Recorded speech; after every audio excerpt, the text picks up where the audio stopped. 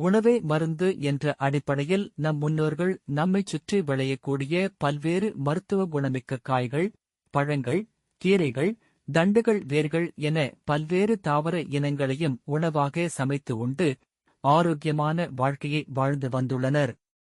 அந்த விதத்தில் நாம் மறந்துவிட்ட ஒரு மருத்துவ குணமிக்க தாவரம்தான் பிரண்டை. பிரண்டையின் மருத்துவ குணங்கள் மற்றும் அதன் மகத்துவங்களை உமையாள் பாட்டியிடம் கேட்டு அறிந்து கொள்ள தொடர்ந்து படியுங்கள்.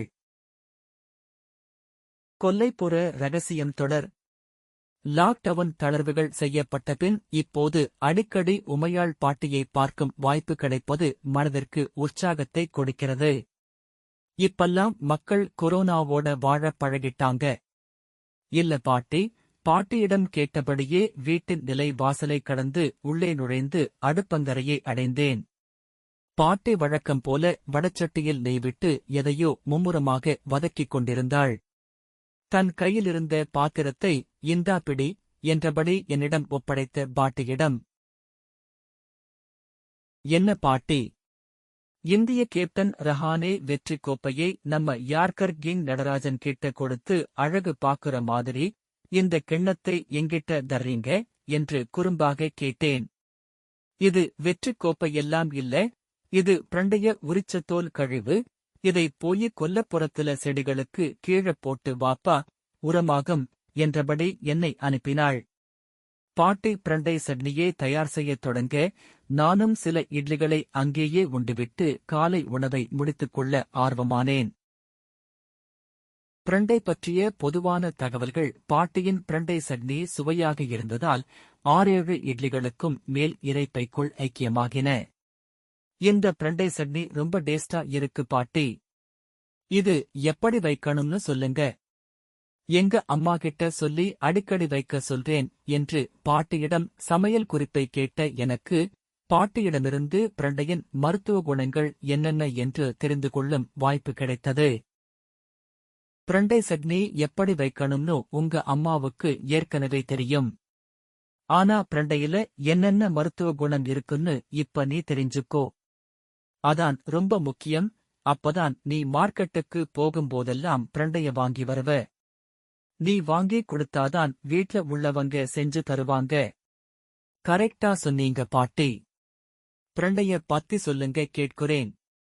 பிரண்டை அல்லது வச்சிரவல்லின்னு சொல்லப்படுற இது மருத்துவ பயன்பாடுடைய தாவரம்.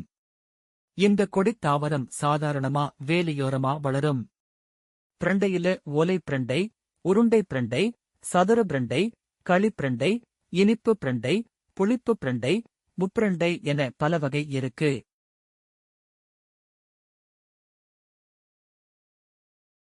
பிரண்டை இரத்த மூலத்துக்கான நல்ல மருந்தா இருக்கு.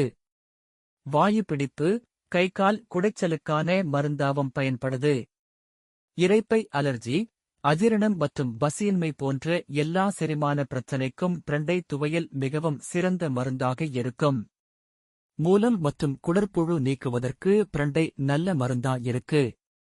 பிரண்டை துவையல் செஞ்சு தினமும் உணவில் சேர்த்துக்கிட்டா உடல் சுறுசுறுப்பு அதிகரிக்கும், ஞாபக சக்தி பெருகும், மூளை நரம்புகளும் பலப்படும். பிரண்டை துவையலை அடிக்கடி சாப்பிட்டு வந்தா இரத்த ஓட்டம் சீராகும், இதயம் பலப்படும், எலும்பு பலப்படும். வா, பிரண்டையில இவ்வளவு நன்மை இருக்கா பாட்டி? ஒரு நல்ல மருத்துவ குணமிக்க பதார்த்தத்தை சாப்பிட்ட உணர்வு எனக்கு வந்தது. நாட்டு வைத்தியத்தில் பிரண்டையின் முக்கியத்துவம்.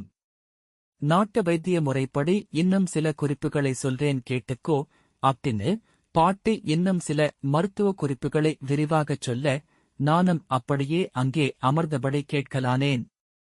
பிரண்டையோட இளந்தண்டை எடுத்து நெய்விட்டு வதக்கி அரைத்து துவையல் செஞ்சு சாப்பிடுவது நாட்டு வழக்கு. பிரண்டைய நெய்விட்டு வறுத்து அரைச்சு கொட்டை பாக்கு அளவுக்கு எடுத்து 8 நாள் காலை மாலை சாப்பிட்டு வந்தா பெண்களுக்கு இரத்தப்போக்கு சரியாகும்.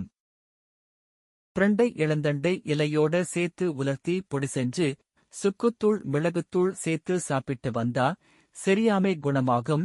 இதையே பால்ல கலந்து கொஞ்சம் கற்கண்டு சேர்த்து குடிச்சிட்டு வந்தா மெலிந்த உடல் தேரும், உடல் வன்மை ஆகும்.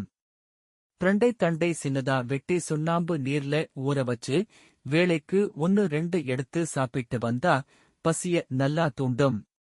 பிரண்டை வேர் எடுத்து உலர்த்தி பொடி செஞ்சு 2 கிராம் அளவு கொடுத்து வந்தா உடைஞ்ச எலும்புகள் சீக்கிரம் கூடும். அதையே வெந்நீர்ல குழைச்சு மேற்புறமா 10 போடலாம். கொல்லைப்புறத்தில் படரவிடலாம் பிரண்டையை.